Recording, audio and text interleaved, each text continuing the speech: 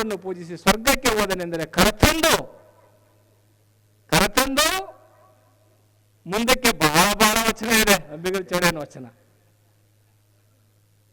ಯಾಕಿದನ್ನು ಹೇಳ್ತಾ ಇದ್ದೀನಿ ಅಂದ್ರೆ, ಈ ಕಾರ್ಯಕ್ರಮದ ಸಹ ಪ್ರಾಯೋಜಕರು ಕಲಬುರಗಿ ಫ್ಯಾಮಿಲಿ ರೆಸ್ಟೋರೆಂಟ್. ರುಚಿಯಾದ ಊಟ ಸೇವಿಸಲು ಒಮ್ಮೆ ಭೇಟಿ ನೀಡಿ. Humnabad main road, Mother Teresa ಆಸ್ಪತ್ರೆ ಎದುರುಗಡೆ, ಕಲಬುರಗಿ. Mobile number 9901615156. ಅಡ್ಡಾಸ್ಕೊಂಡು ಬಿದ್ದು ನಮಸ್ಕಾರ ಮಾಡಿದ್ರೆ ಎಡಗಾಲ ಪಾದರಾಕ್ಷ ತಗೊಂಡು ಲಠ ಅಂತ ಹೊಡೆಯಿಂದ ಅಂಬಿಗರ ಚೌಡಯ್ಯ ಅಂತ ಹೇಳಿದ್ರು ಅವರು. ಇದನ್ನ ಹೇಳಿದ್ರು ಪಾಪ ಈಗ ನಾವಲ್ರಿ ಅಂಬಿಗರ ಚೌಡಯ್ಯ ಹೇಳಿರೋದು ಅನ್ಬೇಕು ನಾವು ಅಷ್ಟೇ. ನಮ್ಮ ಭೀಮಣ್ಣ ಸಾಲಿ ಅವರಿಗೆ, ನಮ್ಮ ಸಿದ್ದು ಬಾಣರು, ನಾವೆಲ್ಲ ಸುಮಾರು 20 ವರ್ಷದಿಂದ ಈ ಸಮುದಾಯದ ಜೊತೆಗಿದ್ದೀವಿ. ಇದನ್ನೆಲ್ಲ ಯಾಕೆ ನಿಮ್ಗೆ ಹೇಳ್ತೀನಿ ಅಂದ್ರೆ, ಸಮುದಾಯ ಕೋಲಿ ಸಮಾಜ ಅಂದ್ರೆ ಅದು ಸ್ವಾಭಿಮಾನದ ಸಮಾಜ, ಅದು ಘನತೆಯ ಸಮಾಜ, ಅದು ತನ್ನ ಸ್ವಂತಿಕೆಯ ಸಮಾಜ. ಆ ಕೋಲಿ ಸಮಾಜ, ಆ ಕೋಲಿ ಸಮಾಜವನ್ನ ನಾಯಕತ್ವದ ಬಗ್ಗೆ ಮಾತಾಡ್ತಾ ಇದ್ರು ಪ್ರೊಫೆಸರ್ ಅವರು. Who is the leader?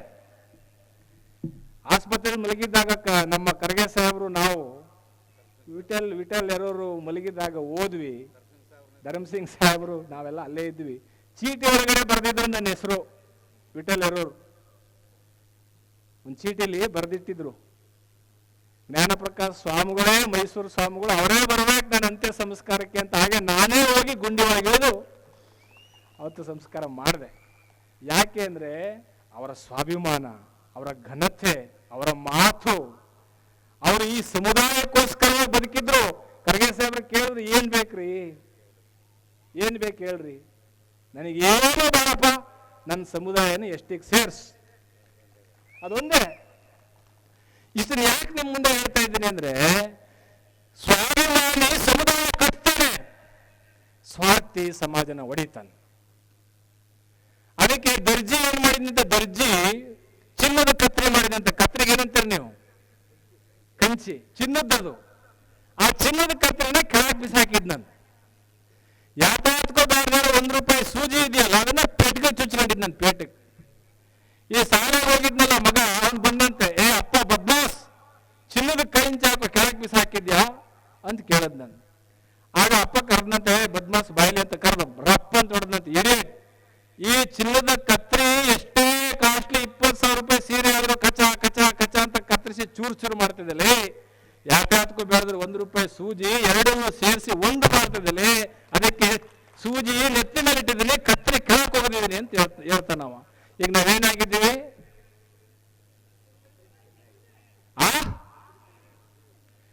ಸೂಜಿಗಳಾಗಬೇಕಾಗಿತ್ತು, ಸ್ವಾರ್ಥದ ಕತ್ರಿಗಳಾಗ್ಬಿಟ್ಟಿದ್ದೀವಿ. ಎಲ್ಲ ಕತ್ತರಿಸಿ ಚೂರು ಆಗ್ತಿದ್ವಿ. ಸ್ವಾಭಿಮಾನದ ಸೂಜಿಗಳನ್ನು ಕೂಡಿಸ್ಬೇಕು, ಸಮಾಜವನ್ನು ಕಟ್ಟಬೇಕು ನಾವು. ಆ ನಿಟ್ಟಿನಲ್ಲಿ 12ನೇ ಶತಮಾನದ ಅಂಬಿಗರ ಚೌಡಯ್ಯ, ಮಾತೆ ಮಾಣಿಕೇಶ್ವರಿ ಹೇಳ್ತಾ ಇದ್ರು, ಏರ್ಪೋರ್ಟ್ಗೆ ಹೆಸರಿಡಬೇಕು ಅಂತ. ಈ ದೇಶದ ದಾರ್ಶನಿಕರು, ಸಂತರು, ಯೋಗಿಗಳು, ನಮ್ಮ ಪೂಜ್ಯರಿದ್ದಾರೆ ಹಾವೇರಿ ಸುಕ್ಷೇತ್ರದಲ್ಲಿ. ಮುಂದಿನ ತಿಂಗಳಲ್ಲಿ ದೊಡ್ಡ ಅಂಬಿಗರ ಚೌಡಯ್ಯನ ಸ್ಮರಣೋತ್ಸವ, ಸಾಮೂಹಿಕ ವಿವಾಹ, ಬಹಳ ದೊಡ್ಡ ಕಾರ್ಯಕ್ರಮ ಮಾಡ್ತಾರೆ ಪೂಜ್ಯರು. ಅವ್ರ ಹಿಂದಿನ ಪೂಜ್ಯರು ಸಹ ನಾವು ಬಹಳ ಅವಿನಾಭಾವ ಸಂಬಂಧದಿಂದ ಇದ್ದವರು. ಯಾಕೆ ಮಾತಾಡ್ತೇನೆ ಅಂದ್ರೆ, ಇಂಥ ಅದ್ಭುತ ಇತಿಹಾಸ ಇರ್ತಕ್ಕಂಥ ಸಮುದಾಯ ರಾಜಕೀಯವಾಗಿ, ಸಾಮಾಜಿಕವಾಗಿ, ಆರ್ಥಿಕವಾಗಿ ಮುಂದೆ ಬರಬೇಕು.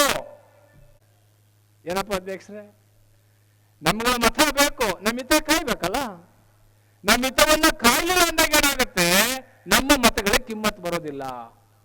ಹಾಗಾಗಿ ಇವತ್ತಿನ ಪ್ರಸ್ತುತ ದಿನಮಾನದಲ್ಲಿ ಈ ಸಮುದಾಯವನ್ನು ಮೇಲೆತ್ತಲಿಕ್ಕೋಸ್ಕರವಾಗಿ ನಿಜ ಶರಣ ಅಂಬಿಗರ ಚೌಡಯ್ಯನ ಒಂದು ದೊಡ್ಡ ಪರಂಪರೆ ಇರತಕ್ಕಂಥ ನೀವು ಬಸವೇಶ್ವರರ 12ನೇ ಶತಮಾನದ ಕ್ರಾಂತಿ ಒಳಗಡೆ ಅತ್ಯಂತ ವೈಚಾರಿಕ ಪುರುಷ, ಅತ್ಯಂತ ವೈಜ್ಞಾನಿಕ ಚಿಂತಕ, ಅತ್ಯಂತ ವೈಜ್ಞಾನಿಕ ವಚನಕಾರ. ಅದರಲ್ಲೂ ಅಂಬಿಗರ ಚೌಡಯ್ಯನ ವಚನ ಹೇಳ್ಬಿಟ್ರೆ ಸಾಕು, ಅವ್ರ ವಚನಗಳು ತಗೊಂಡ್ಬಿಟ್ರೆ ಸಾಕು. ಹೇಳ್ತಾ ಇದ್ರು ಸಾಹೇಬರು, ಬಡತನಕ್ಕೆ ಉಂಬುವ ಚಿಂತೆ.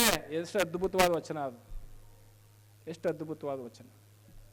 ಒಲೆಯ ಎಂಬುವಿರಲ್ಲ, ಅಂಬಿಗರ ಚೌಡಯ್ಯ ಹೇಳೋದು, ಒಲೆಯ ಎಂಬುವಿರಲ್ಲ, ಒಲೆಯರು ಊರ ಒಳಗಿರುವರೆ, ಊರ ಮಧ್ಯದಲ್ಲಿಲ್ಲವೇ, ಪರದನ ಪರಸ್ತ ನಪ್ಪುವುದೇ ಒಲೆಯ.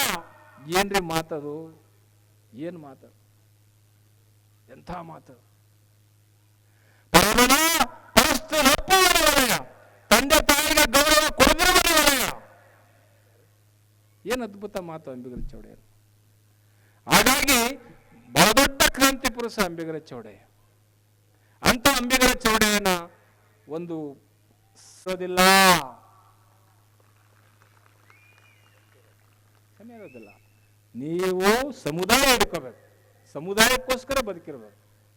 ಸಮುದಾಯಕ್ಕೋಸ್ಕರ ಬದುಕಿರೋದ್ರಿಂದ ವಿಠಲ್ ಅವರು ಇವತ್ತು ಬದುಕಿದ್ದಾರೆ, ಜೀವಂತ ಇದ್ದಾರೆ ನಮ್ಮ ಜೊತೆಯಲ್ಲಿ ಅವರು. ಯಾಕೆ ಅಂದ್ರೆ ಯಾರಿಗೆ ಆಗಲಿ ಸಮುದಾಯಕ್ಕೆ ಯಾರು ಎಸ್ ಪಿ ಮಾತಾಡಬೇಕು ಅಂತ ನೋಡ್ಬೇಕಾಗಿತ್ತು. ನೀವು ವಿಠಲ್ ಅವರು ಮಾತಾಡ್ತಿದ್ದ ಭಾಷೆ ಎಸ್ ಪಿ ಅವ್ರಿಗೆ, ಡಿ ಸಿ ಅವ್ರಿಗೆ ಫೋನ್ ಎತ್ಕೊಂಡವ್ರು ಮುಗೀತು. ಫೋನ್ ಎತ್ಕೊಂಡ್ರೆ ಮುಂದೆ ಗಡಗಡ ನಡುವೆ ಹಂಗೆ ಎಸ್ ಪಿ ಡಿ ಸಿ ಅಂಥ ಪದ ಪ್ರಯೋಗ ಮಾಡ್ತಿದ್ರು. ಹಾಗಾಗಿ ಅವ್ರ ಜೊತೆಲಿ ನಾವು ಒಂದು 20 ವರ್ಷ ಒಡನಾಟ ಮಾಡಿರೋದ್ರಿಂದ ಅಫ್ಜಲ್ಪುರದಲ್ಲಿ ಭಾಷಣ ಮಾಡ್ತಾ ಇದ್ವಿ. ಅವರಿಗೆ ಆಪರೇಷನ್, ಸೊಂಟ ಆಪರೇಷನ್ ಆಗಿತ್ತು. ಗುರುಗಳೇ ನೀವು ಭಾಷಣ ಮಾಡಿ ನಾನು ಕಾರಲ್ಲೇ ಕುತ್ಕೊಂಡು ಕೇಳ್ತೀನಿ ಅಂತೇಳಿ ಅಫ್ಜಲ್ಪುರ ಸ್ಟ್ಯಾಚ್ಯೂ ಉದ್ಘಾಟನೆಗೆ ಆ ಒಳಗಡೆ ಒಂದು ಹಳ್ಳಿ ಗೌರವ್ ಬಿಲ್ವಾರೋ ಬೀಚ್ ಓಪನ್ ಮಾಡಿ ಬಂದೆ ಅಂಬಿಗರ ಚೌಡೆಯಿಂದ. ಯಾಕೆ ಮಾತು ಹೇಳ್ತಾ ಇದ್ದೀನಿ ಅಂದ್ರೆ ಸಮುದಾಯಕ್ಕೋಸ್ಕರವಾಗಿ ಬದುಕಿದ್ರು. ಅಂತ ಸಮುದಾಯ ಕಟ್ಟೋ ಕೆಲಸವನ್ನೇ ನಾವು ಮಾಡಬೇಕು.